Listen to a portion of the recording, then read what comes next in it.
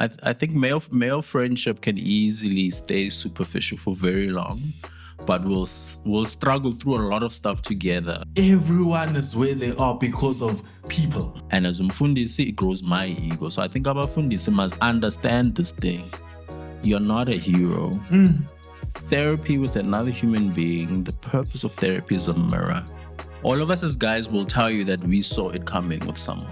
But as guys, we're almost creating this impression to the only human being who should hear inkinga zakho, see the real you is your partner, and that's nonsense. I need to be bold enough to actually say, hey, my electricity is on 3.2. Yeah. Can you help me out? So even like Indoda Must, like it's so easy to attribute it to like female started. And I'm like, no, it was started by gen. I think the world is genuinely designed to take advantage of men's weaknesses, but was created by other gens. Porn wasn't made for women.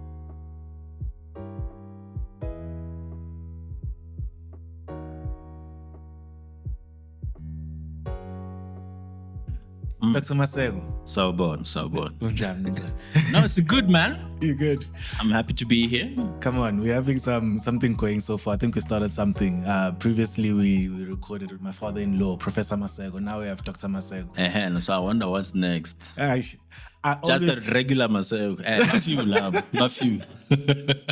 No, you guys set the standard. Like Yeah. I feel like every Maseko I know is educated somehow. My sister-in-law, HOD, school.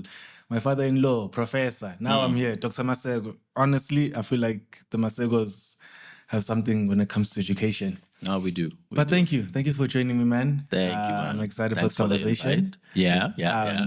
But yeah, before we even jump into it, just an opportunity for you to introduce yourself for people to know who Dr. Maseko is. Okay, so for everyone who has heard Dr. Maseko, but I'm Sihle.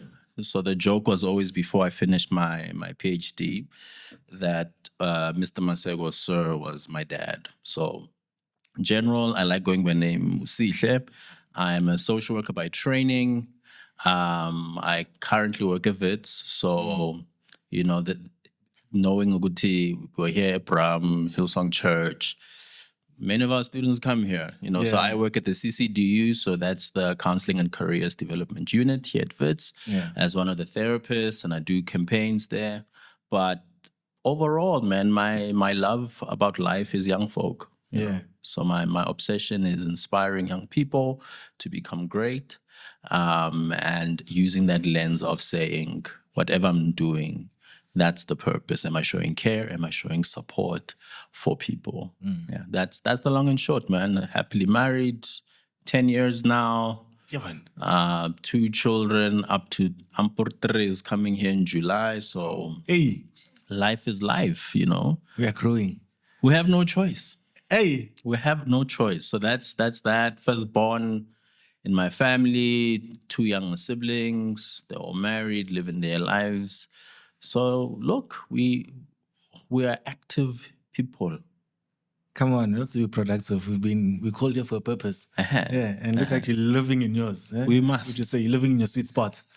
We're hoping. We're hoping.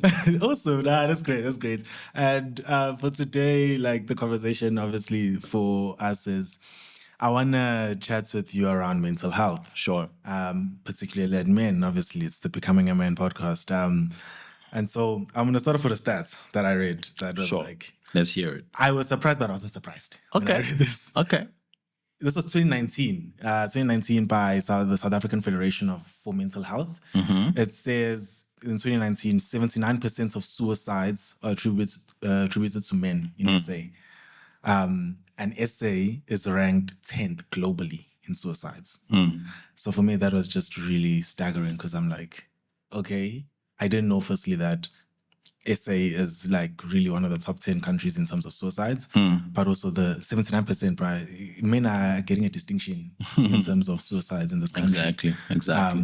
Which is really like tough. So I think jumping into your hat of, you know, your trade, being a psychologist, is there myths maybe when it comes to, or misconceptions about men's mental health that maybe we need to challenge? So I'll put it this way. So when I started doing social work and providing therapy at NGOs, the assumption was always that men would become more comfortable when there's another guy.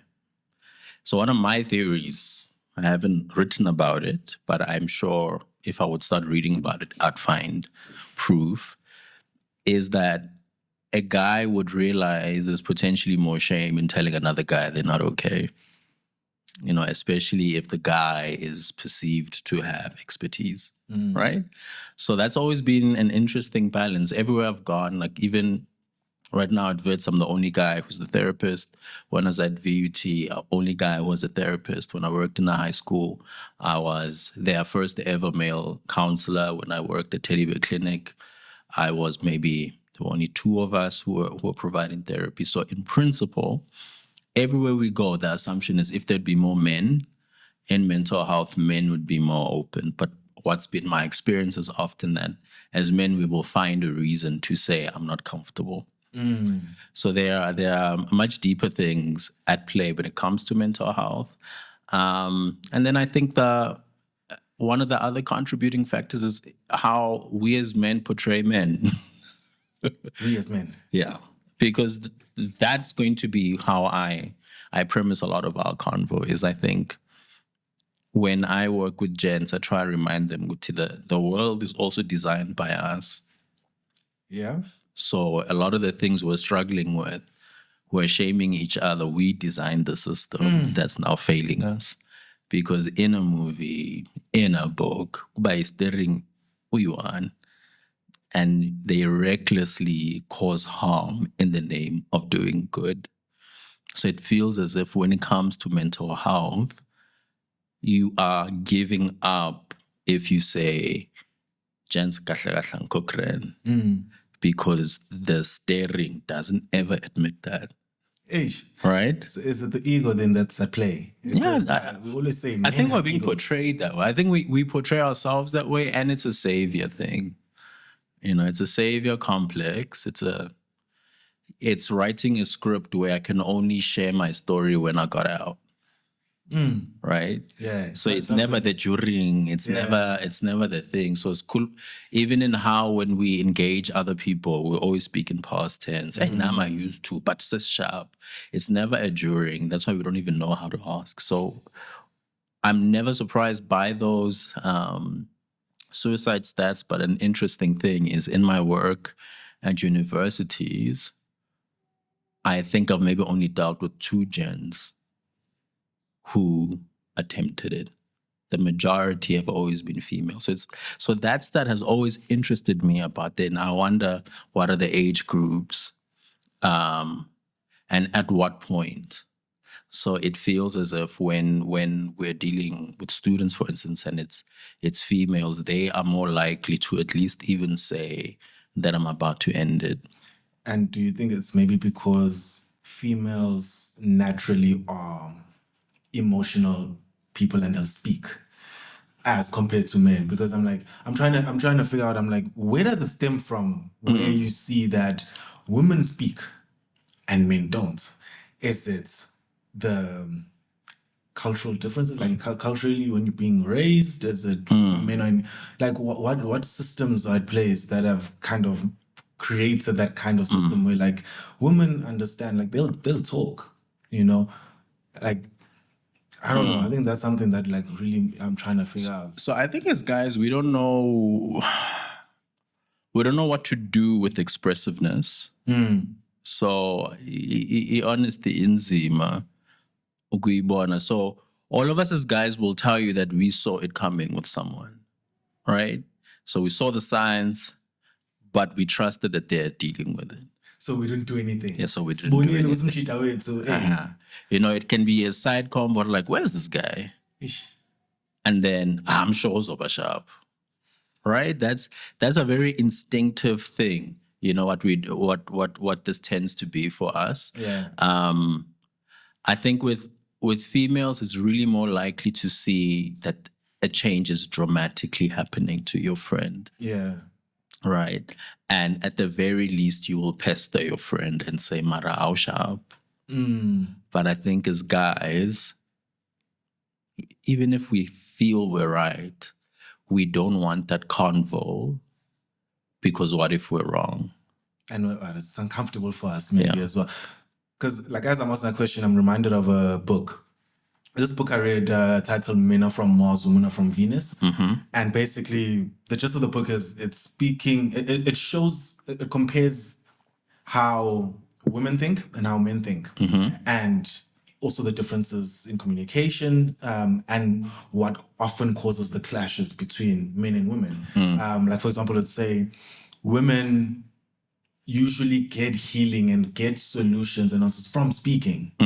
And so they'll often speak, and in them speaking, like if I'm sitting with you and I'm currently unpacking what I'm going through, I'm kind of answering myself and figuring things out as well. It's my way of processing, right, as a woman. Gents, on the other hand, if I'm speaking to you, if I come to you, Sihle, and I'm coming with you with a problem, I'm expecting a solution. Because the thing is, men naturally are problem solvers. They're wired to be problem solvers. And so they'll first, the book would speak of the man cave. They would retreat. Often men would retreat and they'll kind of be in solitude. And it's them trying to solve a problem that they have. Internally, they try and solve that problem. And so for as long as it takes them to solve the problem, they'll remain in the man cave. And if they come out, if they've solved it, it's a great accomplishment for them. If they're failing to, that's when I'm going to come to Sihle and I'm going to tell Sihle about what I'm struggling with, because now I cannot find a solution. I've tried. So now I'm looking for a solution externally. So if I come to Sihle and I speak to Sihle, I'm expecting Sihle's going to give me 1, 2, 3 ABC so that I can solve this thing. Now, when they clash in terms of male and female, it's that if my wife comes to me and tells me about a colleague at work and the drama that's happening, I'm there. I'm like, oh yeah, just do 1, 2, 3. Solve it like this, like that. But then she feels dismissed because for her, she just wants me to listen. But now for a guy, it's like, bruh, you can't give me a problem and expect me to just sit with it. Like, I want to solve it, you know? And so I don't know. I think that also something that's coming into play when it comes to, I guess, men. The difference is like seeing women speak and seeing men not speak. Like they're not wanting to do that. Yeah, I can agree with you there. I think what should become more of a focus though is what is the communication between men and other men. I think again it's creating like a pressure with the only person that should be able to speak to is his partner, which is ridiculous. Because even as a married person, fundamentally, I would like my wife's friends to do a lot of problem solving without me. So that it's a space where if I'm the problem, it's also being discussed. But as guys, we're almost creating this impression with the only human being who should hear Zakho, see the real you is your partner, and that's nonsense. And it's also unfair for the spouse. So as guys, we don't know, and we're not often unpacking or investigating enough what's the flop in how guys talk with each other. And I think when we all introspect in our own friendships, we will see there's always a margin of competitiveness, a margin of dishonesty, a margin of having to share something that has been concluded and I won. Because actually, as humans, talking helps us solve the problem. And I think the man cave mantra is again based on thinking as I must have all the solutions because his daring figures it out himself. Right? But when we think of communal society, communal society is very obvious. As gents, we said, so what is the quality of honesty in our conversations? At what point is a friend in the group brave enough to be the first one to say the truth? Because then everyone else tells the truth. In the beginning, we're all in competitive mode. It's a ripple effect. You know, we're all in a competitive mode, in a best foot forward, controlling vulnerability because some cheat. And that I think is the experience I'm finding when I do then work with gents. Like you're saying that, it's reminding me, it's really powerful, and I agree 100% that like talking really helps, and you find solution, and you can sometimes even find healing and even maybe understanding and clarity in terms of what you're going through. Like I remember this one time, a group of friends after church, we went to McDonald's, we're sitting there. And at first it's nice banter, you know, banter. Then the one guy, I'm not going to say his name, he just drops a bomb of like, it was around relationships, of how like he's tired of relationships because he's not winning in relationships. Sure. So it was the beginning of the year. He's like, he doesn't want any hands this year. Oh, that would shock everyone. It started a ripple effect. Uh-huh. Literally, Always. that gent was like, hey, yeah, me too. That gent was like, and I'm sitting there, I kid you not, I'm sitting there in that year. I was telling myself, Ntwana, I've been a good boy, I've been fine, I'm not going to peel, Ntwana. Ntwana, let me be out there, bruh. Let me go on dates. Like, that was my mindset stepping into the year. And I see all these gents just like, bah, bah, bah, bah. And I started, it forced me to introspect, and I'm like, but for what reason do I want to do this? Yeah. You know, so like what you're saying, it's like it's so powerful in a space of like 2-3 friends. Yeah. What it can do when you say something and someone else speaks, you know, and someone else speaks. And like when you're speaking, it's making me wonder, I'm like, it's another issue that we have as men is the listening. Where we struggle to listen to each other, because you mentioned the competitiveness. You'll find sometimes in our circles, I want to one-up you. Yeah. Like, you're going to tell me about your financial struggles. For some reason, I'm going to want to say, nah, I have it worse. Yours is not as worse. You get me? Like, you're going to tell me about your upbringing, and then I want to be like, hey, Ndwana. Yeah. Like, you say your timer abandoned you. Hey, Baba, me, he's in the house, and he tells me that you are not my son. You get me? Like, so we lose each other. We miss each other, because maybe we're not listening to each other because of the competitiveness that you were referring to. So I'm like, that's also another thing, like learning how to listen well and understand each other as friends. Yeah. I think male friendship can easily stay superficial for very long, but we'll struggle through a lot of stuff together. So almost like a guy will tell you, Guti, these are good friends. And then the friends don't actually know what's going on with this guy. But because they've been present, so you're busy fighting your private battles and winning because you feel you still have some support, but they are unaware. And then it always then comes to this point where you can't postpone the inevitable if fundamentally it's an issue of depression, anxiety, lack of something. So one sees it, for instance, in a university space, which is often where a lot of us are confronted with where we stand in society, you know, because in high school, most of the time, we all came from a similar background. We get to university, now you realize where you stand. You know, if you're a big fish in a little small pond, you're realizing with the ocean, you're a no one. You're not a good man. Right? So then again, you find your little community, and then because again, you want hierarchy. So you're trying to realize, okay, with these gents, what's going to be my thing? So that no one like will look down on me. What's going to be the thing that gives me confidence, right? But then that can be the very same thing that makes you dishonest, and the motive is there.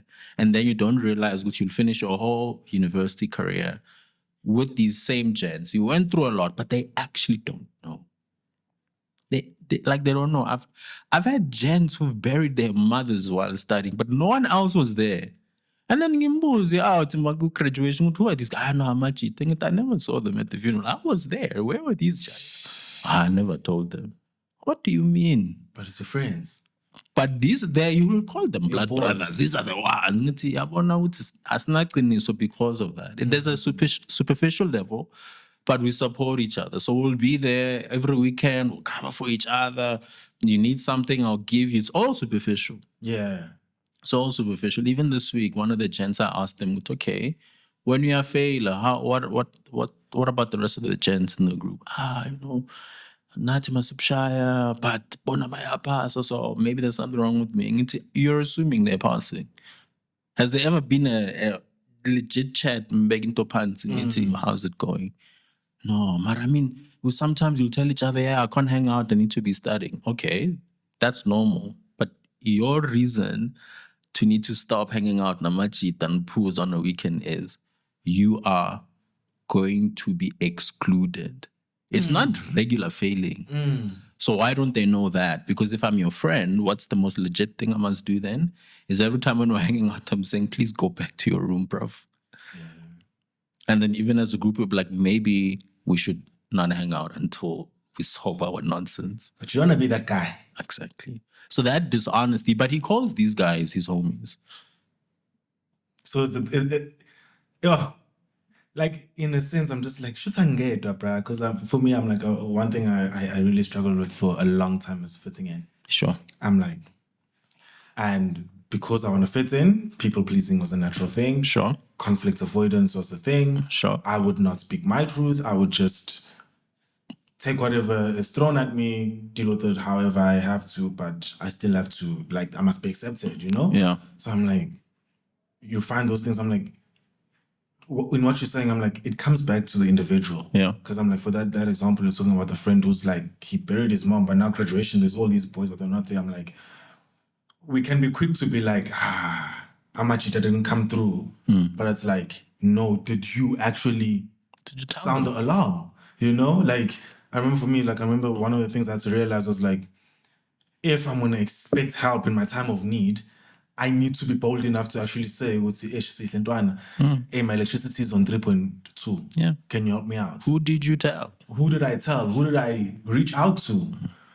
Which then brings me to the question, why are men not reaching out? 79%. Why are they not reaching out? Why are we having more females in therapy sessions? And we're not, we're the men. Why are we not? Yeah, ego sharp, but... So I think we isolate ourselves from even telling each other what we are doing. So for me, when a guy comes for counseling, he probably hasn't told anyone, right? And then it's also human. So others, if they're female and the people they haven't told is probably maybe their parent. So someone will also not be told. But with gents, it's almost like it's top secret. And even this goes backwards to even the high school days. So I remember having to do hectic performance. So this young man teaches like, hey, Lumfana is going through a lot at home. I can see it. He's coming to class and I can see Ntanga Rakezang or whatever, but he's not saying anything. Can you go see him? And then I was like, no, that one will never see me. So we're going to have to play some games. Yeah. So I had to tell the teacher to tell him to go find something at the office so that everyone in the room can be like, Utunyiwe. And that's the only way he would be able to come see me because he was so nervous of his friends seeing that he's going to go to the social worker, right? So there's that.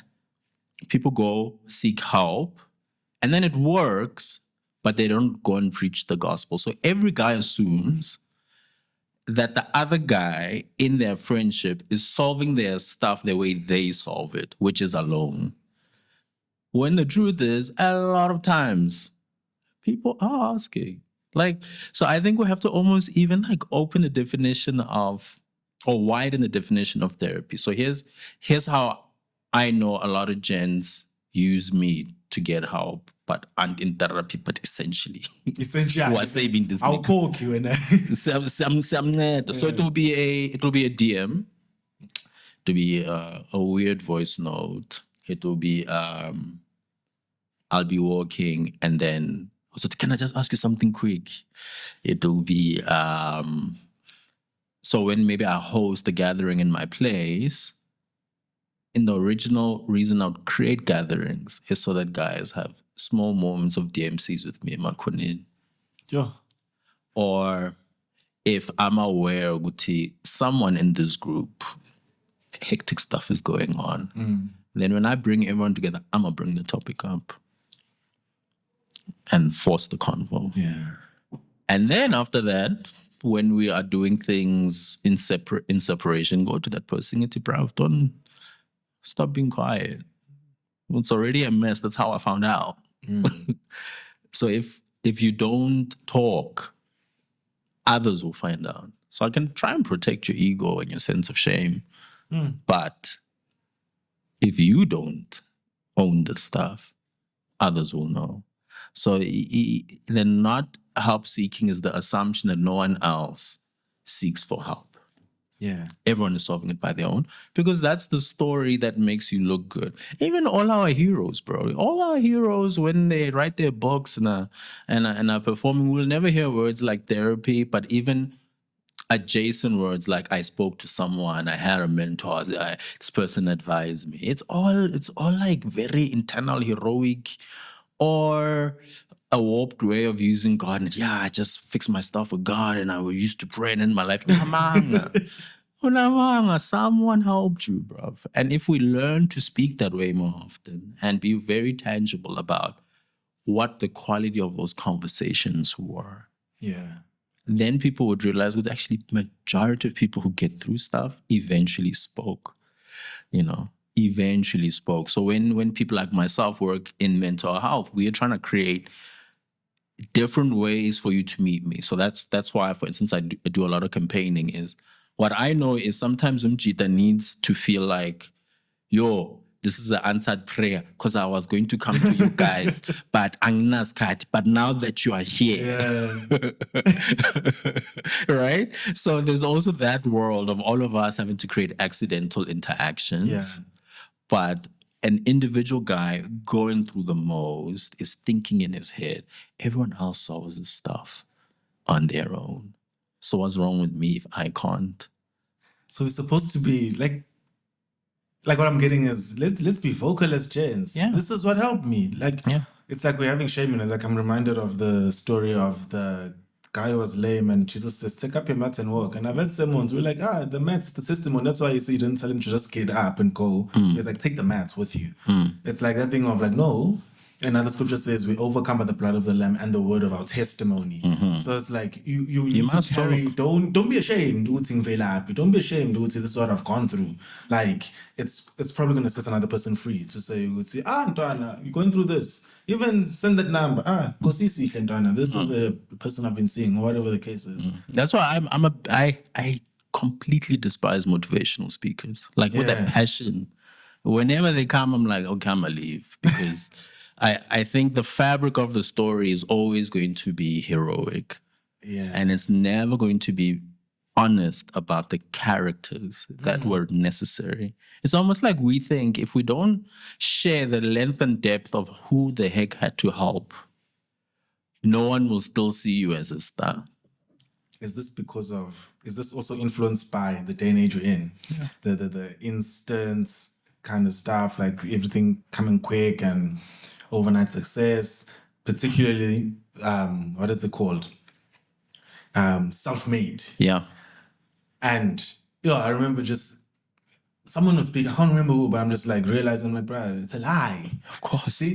That does not exist. Couldn't. It's impossible. Everyone is where they are because of people.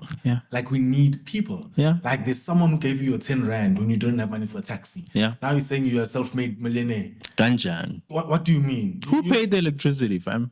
Let's just start there. Bruh. Who bought you the book? Ntwana. So that's I'm like, what I'm getting at is like society. What is the role of society in this? Sharp, because we can see that men, Nazi, we are our own problem. Like we are our own villain. We get in the way of our own progress. And even the circles we find ourselves in. Because of the ego getting in the way, because of, the hero complex. Sharp. Like we are also at fault. We need to accept that. But now, what is the hand of society? Because there's the expectations of society. Men in already. This Indoda Must. Sure. There's, you must be a provider, you must be like this, you must have the securing the bag, whatever. There's all of these different things. Like Ngakula Mina being told into Daikali. And then only to find myself in my room crying. Of course. And now I'm like, despite this, I'm like, why am I crying? What is the role of society in this? So that's where the whole design of the system comes in. So even like in Indoda Must, like it's so easy to attribute it to like female started. And I'm like, no, it was started by a gent. A gent who has money, can't get girls, creates this storyline, Oguti, no, Indoda must be able to do these things, and then whatever, and then we all feel that pressure. Because actually a lot of rules have been created by people who themselves are trying to make themselves seem like a standard. Because Indoda Must is just giving advantage to a person who has material possibilities but has poor character. So he's saying, no, this thing is the one. If you pay less into, it's fine, right? if those were keeping up with the news the other week, they were having an issue with in KZN. I think they made a terrible GBV poster of like singababulali in bapeni mali or something like that. And I was like, look, again, if we want to be angry instinctively, it's a crass poster. If you are trying to take the shortcut to say I'm trying to be relatable to KZN men, maybe, but it's not every man. Yeah. It's a very nuanced, small group of gents, because the majority of us could never do that. Sure. We need to have more than money. So so these rules that society creates, we have to always wonder, who does it advantage? Because those things aren't designed for the majority. It's not a majority rule. It's now that I have this, don't ask me about, but you're married. Indoda Must. Don't remind me when you're a present dad recently. Because are you doing these other things? Yeah, when recently, yeah. So we must always ask ourselves, and I think these things are always created by gents. I think the world is genuinely designed to take advantage of men's weaknesses, but it was created by other gents. It was a gent to realize, 6 cells, fam. We can sell all this stuff to this person. Sure. Porn wasn't made for women. Are you crazy? So all these things are men rules, because when you get to the top, what's a man's instinct is to stay top. How do you guarantee you stay top? Is make sure no one can get there. There can't be many of us at the top, bro. Yeah, then there's no top. Yeah, so it's a very man thing. And I think what society always struggles to do in balance, because we can't do that. That's where I think God comes in most things, is that a problem exists, so we find an opposite but equal energy. So then we're always the other extreme, because it feels like that's the only way we can fix this, is if we do everything opposite with craziness. Not the nuanced love approach of, can we figure this out? Because that's hard. That might take long. Sure. We won't see results now. So a society for me is always more of a reflection of what's the current struggle and what is the material benefit for someone. So Indoda Must works well in a space where we're all struggling to make ends meet. And if we're all going to be trying to hustle to get a partner, who must win? Must be the one on a mile, not good character, not integrity. To take advantage of people who genuinely are like, look, we are hungry, bro. Yeah. Is for us to justify a culture that says, I'm just trying to make sure I have something to eat. Yeah. This person says they'll give me. When we all know, like, it takes a lot to make a relationship work. It takes a lot to make a friendship work. It takes a lot to be a good human being. So we can't just have that one standard, but it's easier to sell that. So we must always think that way. Who's this to benefit? Because general public will never benefits from any of this stuff. Yes, like you're saying this, and I'm remembering, like, understanding that, like, as you're saying, men make the world. Men create these systems primarily. Yeah. I remember the one time I'm just going through all the different characters in the Bible, and I'm like, and people who really like changed things, shifted it, whether for good or bad, were people who were like convicted. Yeah. They had a strong conviction, and it's like, bro, if you have a conviction and you have a vision and you can inspire people, they're gonna move with you, bro. Yeah. Say what you will with Hitler. He inspired.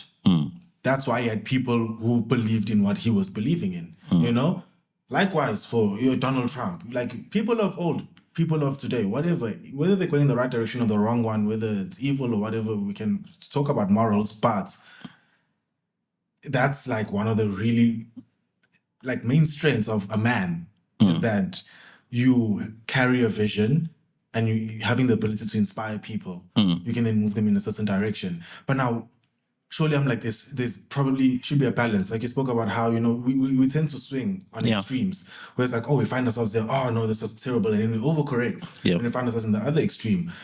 Because then I want to ask, I'm like, does society really want vulnerable men?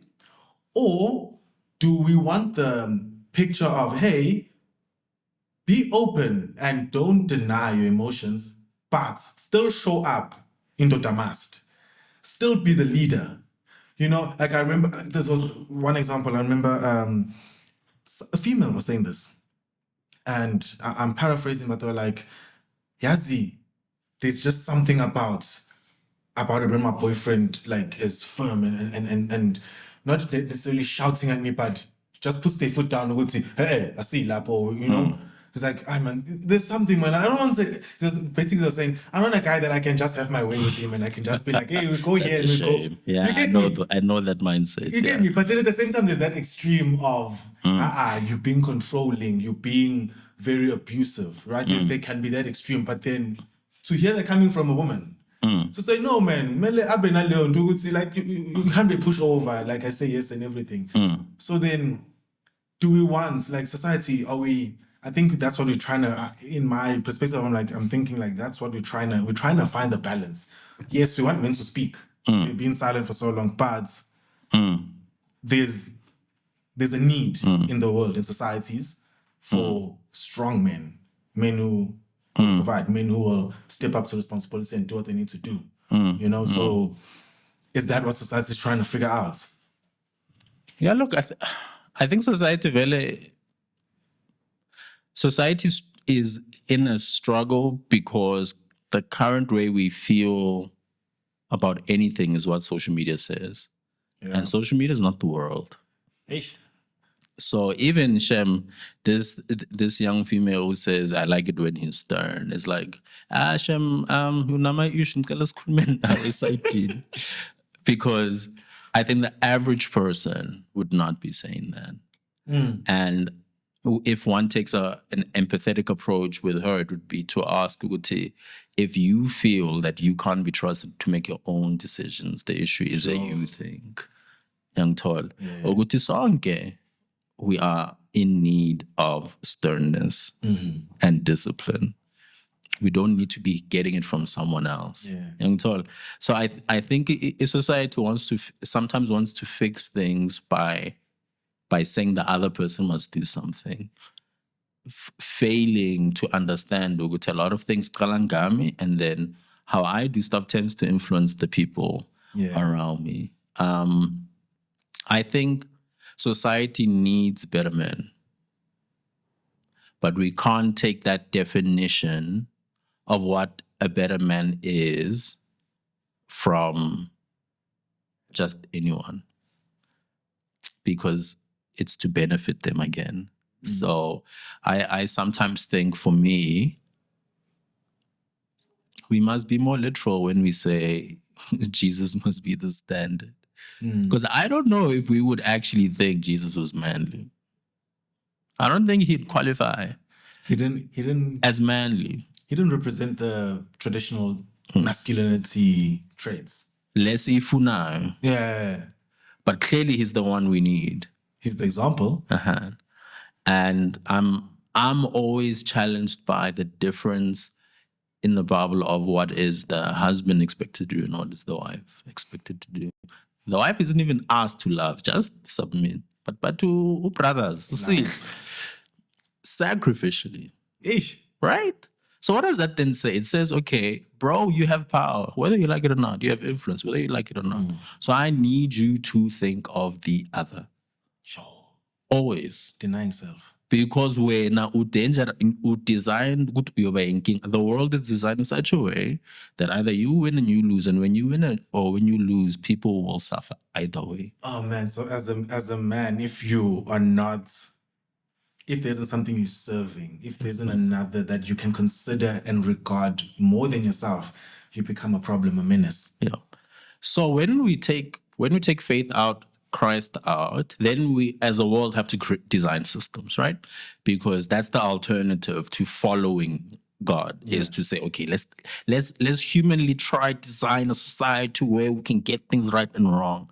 So then in the man design, we don't make men have to account to another man. Oh. Right? Yeah. Which then goes against all human need, because no one can be their own boss. you're going to be reckless. So if we take that small example of the girl who says, I want the stern voice. Look, inkinga is if your brothers knows that his stern voice matters, you are now vulnerable to his maturity. Right? So today, if I don't feel you, my sternness is going to hurt you. Right? So if he doesn't have someone he must account to go explain, namuhla ngitshela uNontobeko ukuthi angaphumi, and then there's no other older gent or person of respect who's like, no, bro, we don't do that. Go apologize. Then we get the imbalance, and this is what we are then seeing, isn't it? Ukuthi sonke is about top men. There's no one we need to explain ourselves to. Which then means you're vulnerable like any human being because absolute power corrupts. 100%. Right? So we all have our little kingdoms that we're designing because we don't have to account to anyone in an environment where we're outside of the expectations as a Christian gent. Because then who must I listen to? If I'm in a situation where my dad didn't raise me, so who exactly is going to be my boss? But then do you think the lack of speaking or even having other voices that can speak into, do you think maybe it's not so much a thing of unwilling, but more distrust? Or maybe from experience, maybe a lack of trust in the current systems. Like you alluded to the idea, man-made systems, when we take God and Jesus out of the picture, we now have to create systems for ourselves, for our survival. Yeah. And it's bound to be flawed. Yeah. Because now we're creating it, right? Is it maybe that now? Like it's not good to Sure. but uzongijudge. But this is what social media is currently saying. This is the current movement. Sure. So trust, yes and no. Shame, yes and no. So your conscience knows that what I'm about to say to you deserves judgment. Do you get what I mean? Yeah. It deserves judgment. A judgment that leads to correction. Right? So a judgment called eti, my nigga, you're a rapist. Right? What I'm about to say deserves that. Yeah. So then it's not a mistrust thing. It's your conscience telling you that if other people know, then you are vulnerable to what they decide to do about it. Shame gets in the way. Yeah. Fear gets in the way. And the potential of consequence. Right? So, and that I think is one of the things that is one of the dangerous things about Christian gents, unfortunately. That one is, that one hurts me every single time because this is why we don't talk in church. So sonke. Siyakanga. You on the pulpits, lapha kanti. Siyakanga. And siyazi ukuthi what I am going to say deserves it. People are not wrong if they would say no. They're not wrong. But that's why you're not going to say ego. it. So I'll be mad if you're saying no because of my ego. Yeah. But Because you know you're wrong. Yeah. Because as gents, we're not ashamed to say good stuff we're doing. We're braggadocious. Oh yeah. So it's when we know that our conscience is still intact. That's why I can still have compassion with the guy who hides stuff. I'm like, look, it might mean you know. Because I could have also met the gents who are proud to say nonsense in our company. Like, what do you mean you did that? Yeah, you king. What the? You know, then you're like, you are far gone. Yeah. So there is again that balance, right? So I don't ever think it's a mistrust because I think most gents who go into like a therapeutic space, that is safe. Because that person can't report you unless you genuinely did harm someone or you're going to harm yourself. So those avenues exist and we know them. We know them. That's why when a guy has an affair, that side tends to know his secrets because they needed to speak. So they will tell someone. They will tell someone where they're guaranteed, Uguti, we are both bad, quote unquote. Yeah. You will not gain anything in telling other people because whatever mess we're doing together will have to end, you know? So mutual demise econ. But when you are with people that you know must speak, you are always going to feel the shame. and then you're not going to tell them. So you're going to it's a both. But I think we need to push more in challenging that, especially in something like a Christian circle, because we are causing harm. Like, and you bring up the church, like something I was thinking of as we were speaking. We would see we tend to now give a dual role to our pastors. Our pastors become our therapists. Yeah. And for me, I'm just like, nah, bruh. Yeah. Like, therapy, that is a profession. That is something that someone takes time to actually study and understand. Like, pastoring, that's a gift. Yeah. That's loving people and shepherding people, but we need to draw the line. So maybe can you help? How do we even draw that line? Because that's another thing. Like, it must not do any. Because now also it's also an unfair burden. Now I mean I'm more pastor manje ngithola so fike lo brothers wangitshela usifisa ukuthi so emva lapho Themba tells me this. And now what am I to do with all of this? Yeah. Like, bruh, I'm also another brother. Yeah. As much as I've been given this mantle, I'm also another brother. Like, I'm having to deal with being a father and being a husband at home and being an employee at work. Like, you get me? So how do we draw the line? Yeah, draw the line and differentiate. This is something I need to go see. Psychologist. So I think your pastor, people you meet at church, yourself, have a role to play, right, in helping you heal. Yeah. Right? And it's important. But what I will say about the danger of a juicy story, let's call it that, is umuntu who's not trained doesn't know how to fight the ego's temptation to make themselves feel better because of your story, right? So when people have like church hurt because I told someone at church that I was busy doing this and this, and then they started to treat me different. I'm like, yeah, because they're human.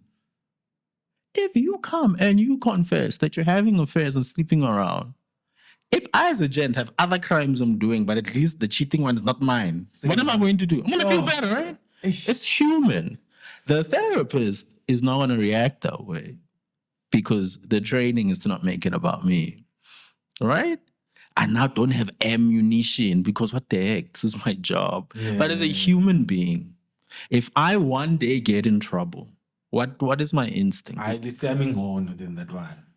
Ish. That's the danger. So it doesn't mean we must never then confess our sins to one another. But I think what we sometimes do with the church and as people within the church, what we allow people to do to us is to make us the beginning and the end of their healing. I said it here and it's done.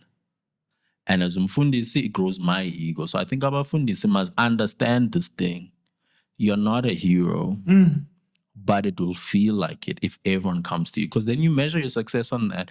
Look at how people are so comfortable with me. They come tell me all their things like, yeah, because you ain't going to do nothing about it. Just stay there. So it feels good. You like look at your congregants, and then it starts to like spew through their sermons. Like I've worked enough in churches to sort of hear to like, this one is because they heard what happened. Yeah. So a person like me, an individual who, I mean, I graduated already 2011 with social work. So the majority of my core youth work, I did it with the qualification. And if we then maybe add the 4 years of training, so that's quite a lot, right? So in that space, I have led youth knowing indaba zawonke umuntu. But the difference is always that it did end with me. So one of the interesting interactions with my wife was always her wondering why I don't tell her. But she can see how people interact with me with like a gratitude because we solved whatever it was. Yeah. To be like, no, it's none of your business. In fact, I might even know secrets of your own friends. That's how serious my oath is in my training. Yeah, because you're trained. That says it stays with me. When I die, Shem, there are a lot of secrets dying with me. But the issue is the care and support and the love of people says, you know, by the time you're telling me, we're going to have to fix it. Right? And now with people who I have a good relationship with, I'll tell them, "No, I'm better." I will now play the role of your friend. Yeah. But go to therapy. You're not gonna get a free thing through me because your thing is that deep. So it's even being able to differentiate. Yeah. But I do think like the church has that struggle because right now it's again trendy to make the church the one stop for everything, but you don't equip it to do that.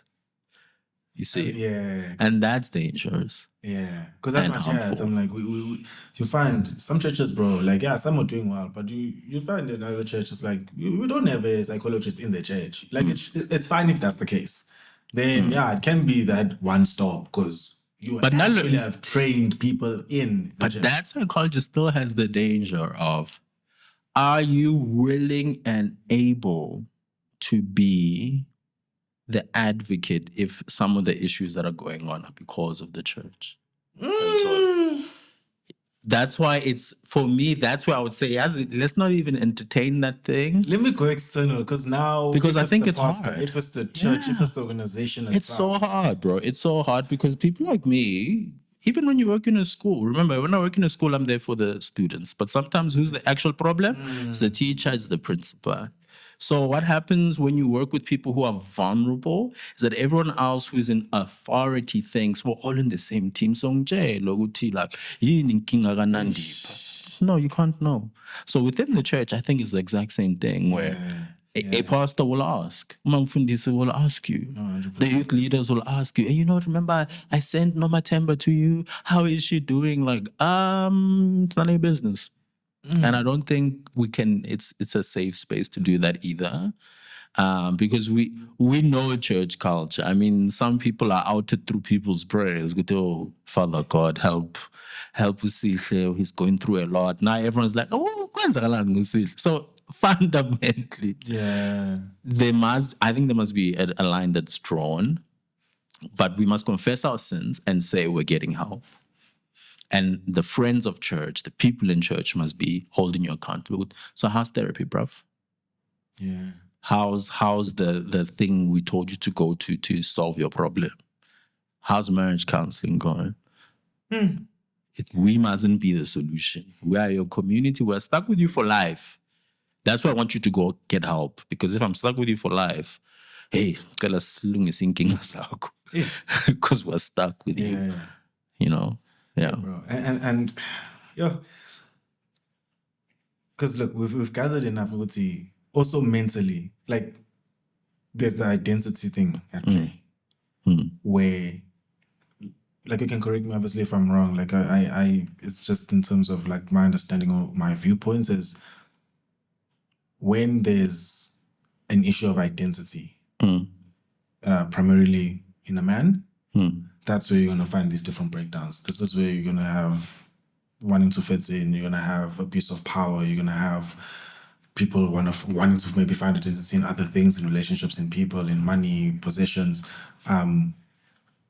But then at the same time, now we want to try and tackle it because we know this thing of like, bruh, when you build something and something has been built over years, it's not going to break now over 21 days or something. It's going to take just as much, if not more time to maybe break that habit or that mindset and, instill a new way of thinking.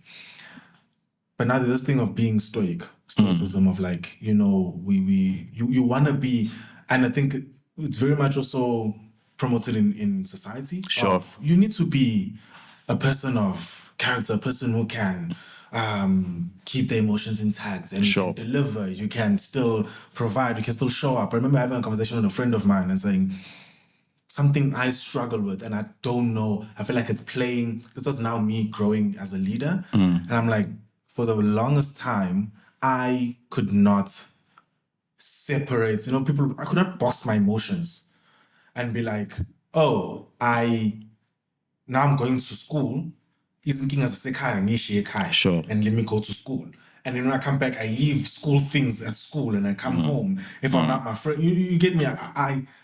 I struggle to compartmentalize. Sure. And so I remember having a friend telling me, and he said it as a compliment, and I was very weirded. I'm like, oh, I didn't see it as a compliment, because now growing as a leader, I was finding myself like really being frustrated with myself when I'm in a space And because I'm maybe not having the greatest of days, I'm not as social. I'm not, my energies are not up there.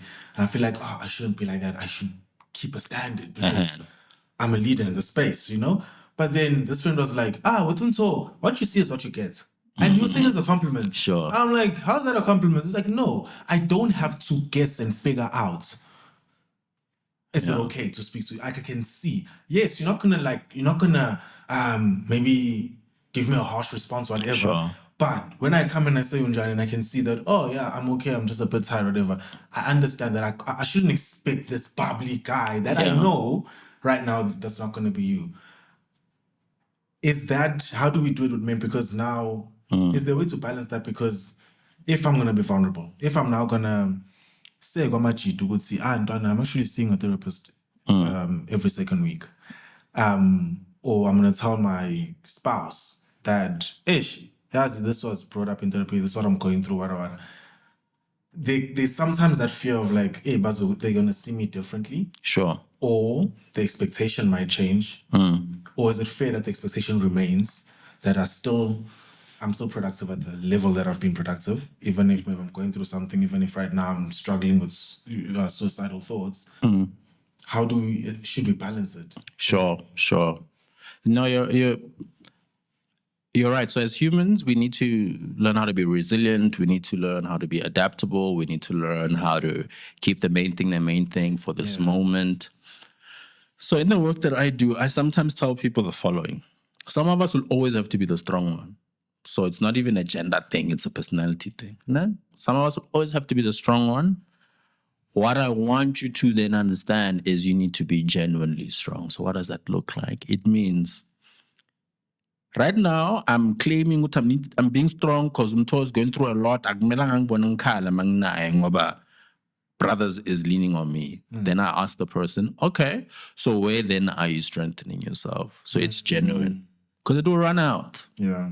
And when it runs out, you're going to cause harm. And when you cause harm, you have a lot more things to fix. And then all of a sudden, all because you thought you were doing the right thing. Someone's going through grief, similar vibe. Need to be strong for my siblings. And then I always tell them, everyone in your house is thinking they're being strong for someone else. So no one's going to be fine until someone says, here's what being strong looks like. When I'm not with you, I'm allowing the emotions to do what they need to do. My definition of strength currently has been when we're together, I'm trying not to cry. You see, there's a difference. I'm currently studying. I need to get through these exams, but I'm committing that when the exams are over, I'm going to go talk to someone. That's strength. For me, the current season I'm in is to be much more blunt that we need to love people more. I always say that's particularly with the church. I'm like, we're failing at number one. Yeah. So if the struggle is how am I going to love better, a lot more things are forgivable. Because when I realize my stoicism of being strong for you is causing harm, and because I love you, I will stop. Right? But if it's about me, I will have blinders on because I'm not realizing what this performance I'm doing is to look good. It's not actually to support you. So often when you talk to people who are trying to do this whole strong thing, then I ask them, okay, what if I tell you that your mom is trying to be strong for you? That's why she's not telling you that she's not coping. What if I tell you that if you don't tell people at home that you're going hungry every day because you don't want to be a burden, they'll be hurt because you're not a burden, you're their child. So just tell them. Even if they can't give you anything. So when we speak, we're in people's minds, we're in people's thoughts, and we allow people to perform the love we need. And then when they perform the love we need, we'll actually be fine. Yeah. So if today you tell me this thing that I can't solve because I'm not a miracle worker, I'm now just aware. And you don't know the power of my awareness in my life. So I give people that example of, if you say to me, I've been struggling to find work. Yeah, I'm not a recruiter. I can't find you work. But now when I hear you say, yeah, I'm looking for something within marketing, you know what happens to my ears because I care about you. Even if it's 3 months down the line, someone says, hey man, we're looking for someone. You know who's going to be top of mind? It's you. Because you said something. Because you said something. But we're not thinking, we're going to know, man. Ish. Whatever I'm going through is shameful. Whatever I'm going through, I shouldn't be showing weaknesses. Like, then you are not allowing people to love you, because that's actually also what creates genuine bonds. So a lot of us are in trauma-bound relationships because we bonded when we were going through nonsense, and then we confuse that for love. But in genuine friendships, when we're honest, when we're struggling, and people are able to show up and be there for us, we've strengthened this relationship, because the definition of care is that we understand that at some moment I will need you. Yeah. And I have a vested interest in getting me through my mess, because how well you do for me, you know that when it's your turn, I will step up. We must all admit that. Go to our strength, our positioning in society. There'll be moments where we are top and saving the world, and then there'll be moments where we are at the bottom, need saving.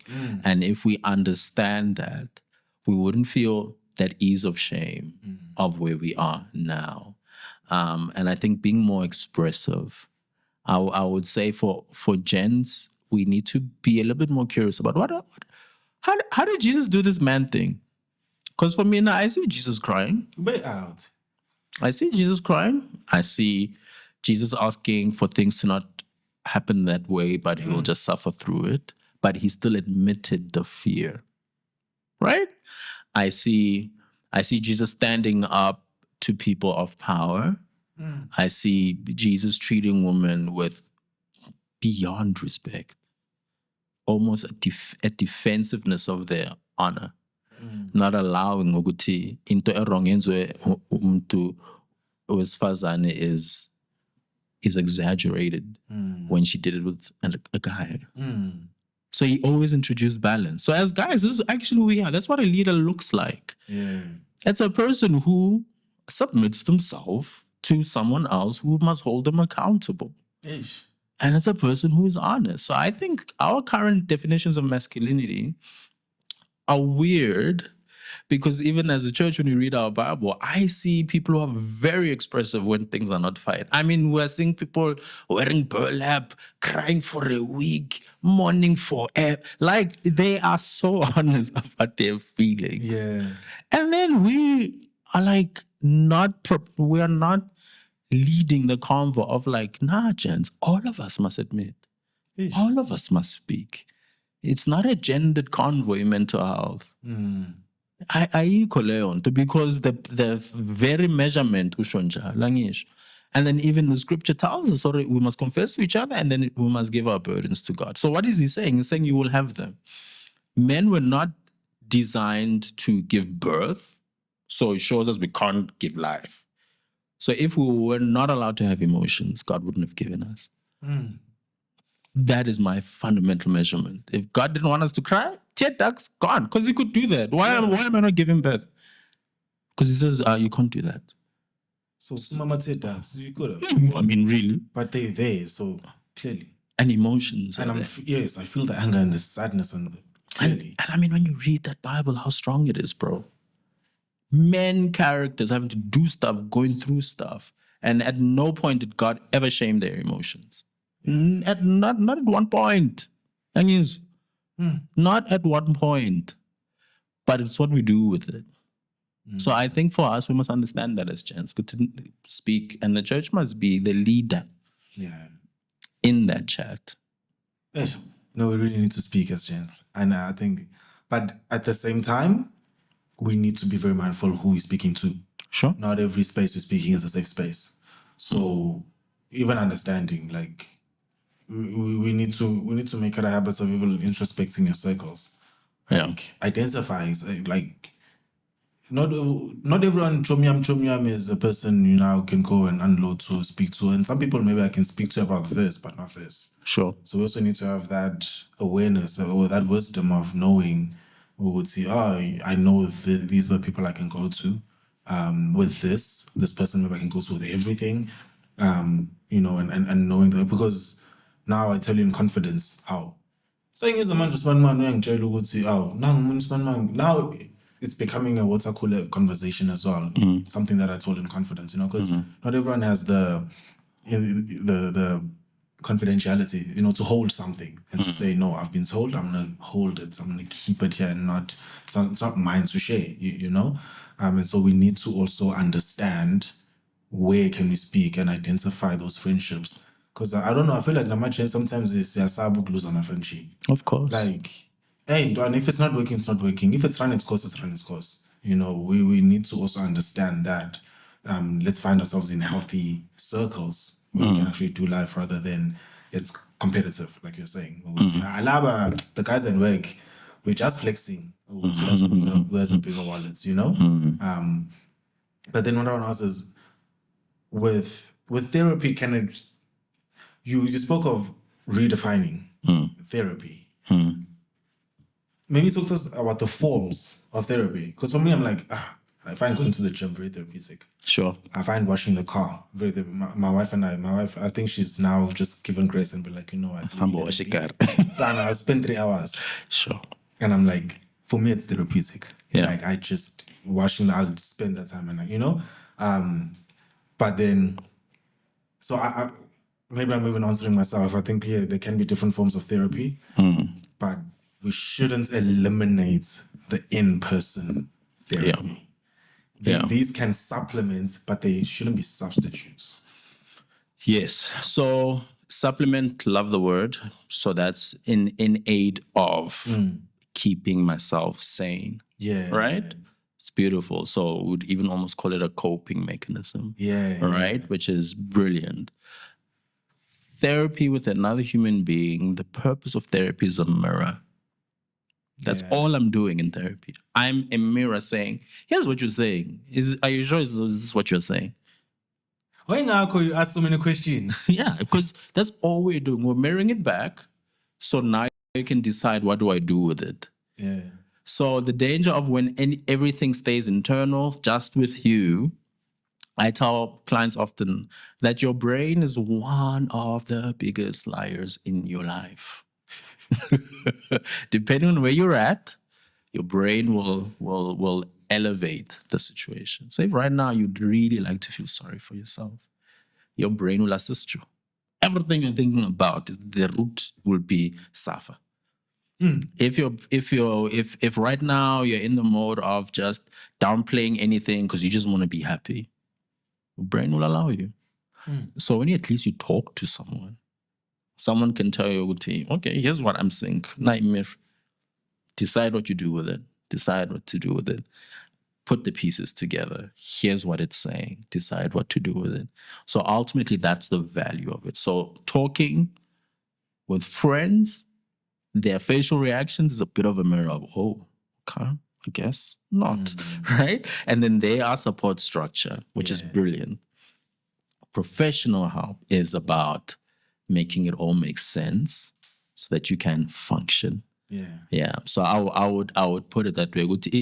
Talk therapy has that value, and right now I can see the trends. So for us as people in that field, or one of the passions I'm now having a lot is, okay, we then need to understand the other ways that people get support and how do we influence that. So how do I create the resources so that Umto, when he's now feeling like, man, therapy saved my life. And Umto wants to now be on this binge of reposting mental health things so people, get his side hints could go get help. Yeah. Let's then create resources that actually are helpful. So right now, what do we see people do about mental health? They repost stuff that's a bit toxic, but it sounds deep. Work colleagues are not your friends. Don't lie. Those are friends. Let's not talk nonsense like that. Keep things to yourself. Oh, what the heck, bro? No. Well, what are we building? So we in mental health have to also decide to be more influential in the spaces that people run to when they've been helped, because that's what we do. That's the testimony. Something saved you, you repost it. Something's helping you, you repost it. So we need to be in that space more. We need to be engaging in more public spaces.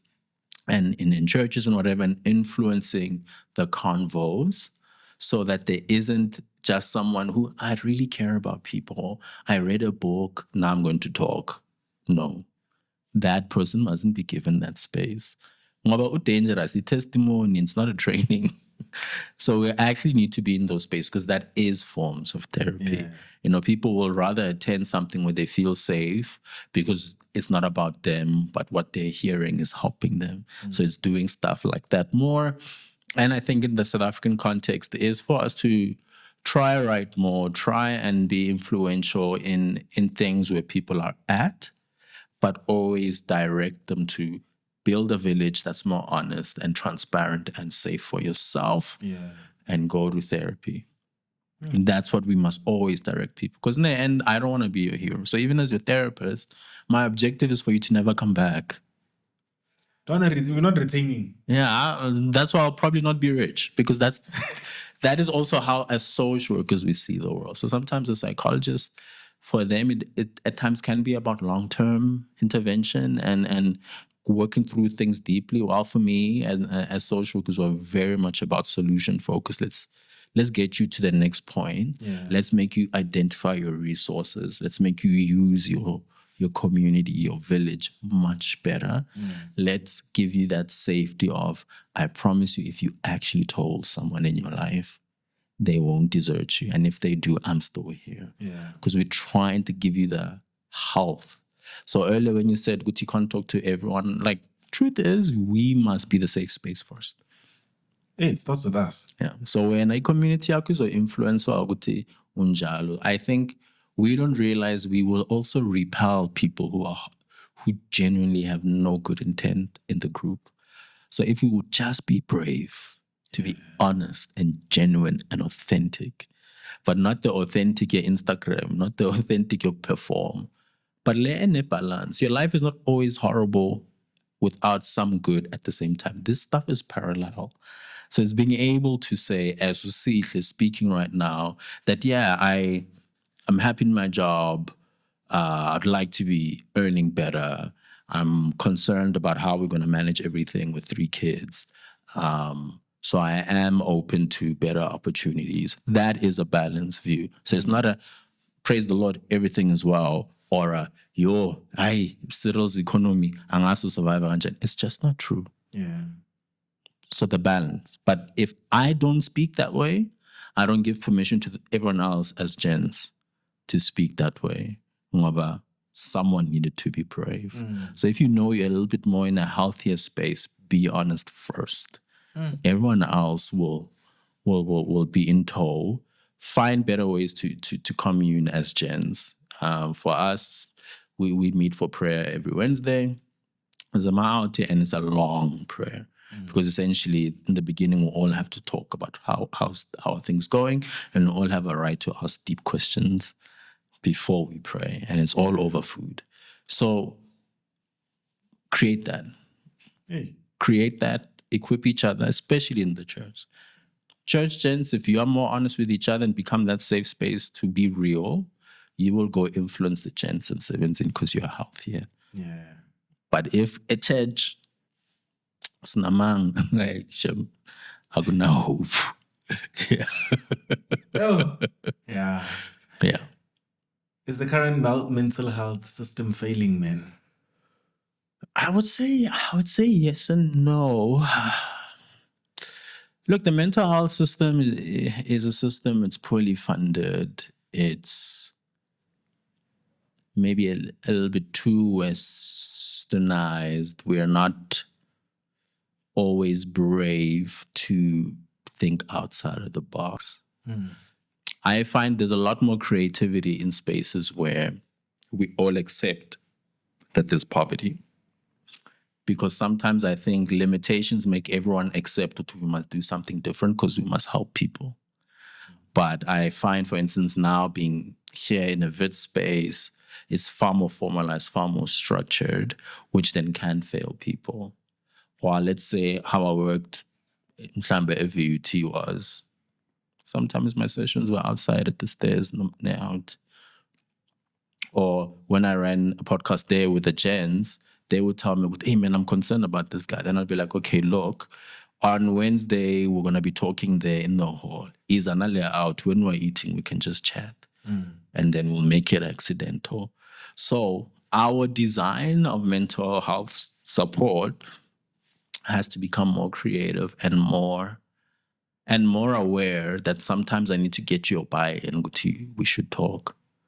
So when if you could have it your way and redesign it, what Yeah. are some like major changes you would make so that particularly so that we can better serve men? Because it's like asbaboni, plus 79%.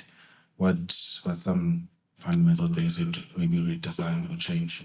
Is to definitely make spaces like this that congregate men either way to be spaces we challenge to say, okay, the person who's saying they're running a thing for gents, can we do a character assessment?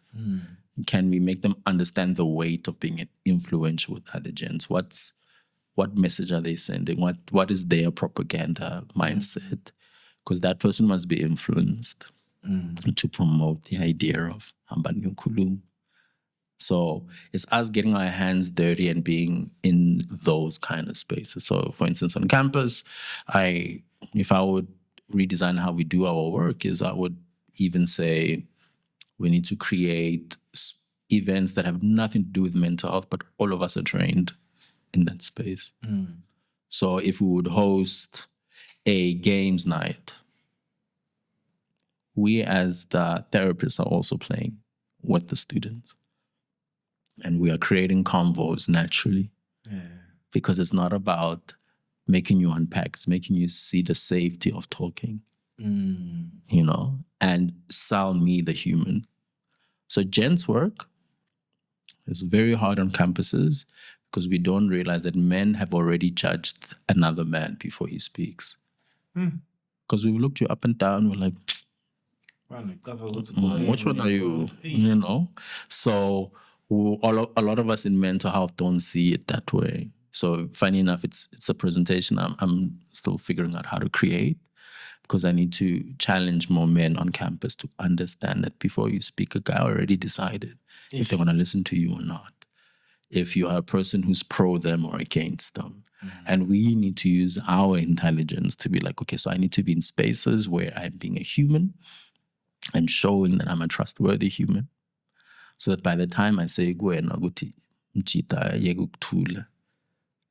believe me. And you aspire, because we still have to use that human trait in gents, that the reason I'm looking you up and down is, are you someone I must listen to or not? Are you better me or not? Is there something about you that I would want to be? You know, are you going to bring value in my life? You know, you go were impressed by a guy with a nice car. You go are impressed by a guy with an expensive looking suit and, you know, the perfume strong, you know, and they have an aura. That's the reason. So we then in this space have to be like, okay, so let's use that to our advantage in the name of promoting the message of saying, Hambo Kulum, let's be healthier men. So we don't do that enough. I think that's why I would redesign it that way. I would host sports days where we're not going to talk mental health ever. Not even a squeak, but we're going to have lots of conversations. Lots of conversations. And in those conversations, you are what you are. You are what you are. Gents are desperate to talk. So eventually you're going to tell me in Tabasako because I gave you a platform. Yeah. Sure. Nah, brother, this has been really awesome. This has been such a informative conversation. How I always ended off is just to ask my guest, what man are you becoming? So what man is Sihle becoming? I think I'm becoming a man who is unashamedly going to love people. Unashamedly. And I use that word because as a therapist, my job is not to actually care about you. Funny enough. Really? Yeah, it's to create very clear professional distance, because my definition of care is that I must be so invested in your life changing. And I think that's how Jesus interacted with people. So he's my standard. And he says, I must love. He didn't say, I must professionally help you. He says, I must love you like I love myself, bro. So after today, I must be thinking when talk comes up in my mind, I must be like, okay, let me pray for this man. Let me check in. You know, that's the standard. Yeah. So all the clients I see, when I start my day, I pray. I pray for these people. I'm like, God, if there's a need in there for me to start saying words which I know don't come from me, but they come from you, like, do it. Because I want to unashamedly love. Unashamedly. Because it's important. I think that would fix quite a lot of stuff. Yeah, man, I was saying, we are failing at number one and the most fundamental, love. Like, really, love is powerful, and we undermine it, and maybe because we don't understand it. And so, I'm like, so many things would look better if we really, really, genuinely love the way Christ loved, the way He's shown us to love, and He challenges us to love. I think it would really solve so many of the issues. So yeah, that's powerful. Thanks, man. No, man, my pleasure. Thanks for the invite. Yeah, it was an amazing conversation. Yeah. Nani my therapist, do therapists have therapists? Yeah, it's by rule. That's what I'm saying. It's a big thing, this thing. So you get supervision, you get debriefing. And I think, funny enough, within the mental health space, there's a much better recognition that we were also being stoic by saying, professional distance, whatever, leave your values at the door, leave your emotions at the door, let that this person. And we're all now realizing, therapists must do self-care. So even these kind of terms and trends are infiltrating our world because there's a realization that if someone is not genuinely healthy, you cannot help people, right? So even for us, we're doing things for self-care on top of the debriefing. Because the debriefing is that professionally, if a case Gamto is like really giving me nightmares, the debrief helps me. But the self-care I'm expected to do is to say, how do I stay a human being that will always listen to you? In the past, we believe, be stoic, you have been trained. But the reality is no. If my marriage is a mess, I must fix it. Yeah. If I'm not making time for my family, it's going to show in my work. And we've all realizing that. So it's an interesting realization of, again, authenticity is essential everywhere. Are you healthy properly? Where are you being filled up? Are you being authentic? And who are you telling it to? Yeah.